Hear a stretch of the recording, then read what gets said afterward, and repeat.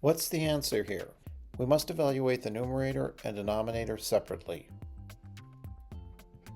To follow the rules of PEMDAS, we must do the divisions left-right in order. So we'll first evaluate 7 divided by 7. We'll write this as 7 times the reciprocal of 7, which is 1 over 7.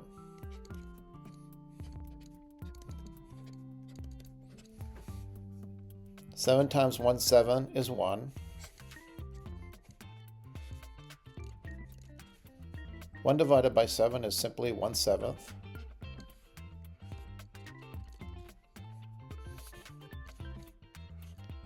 And once again, 1/7 divided by 7 is 1/7 times the reciprocal of 7, which is 1/7.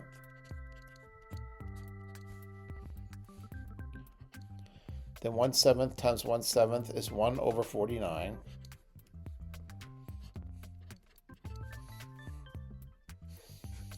And 7 divided by 1 over 49 is 7 times the reciprocal of 1 over 49, which is 49.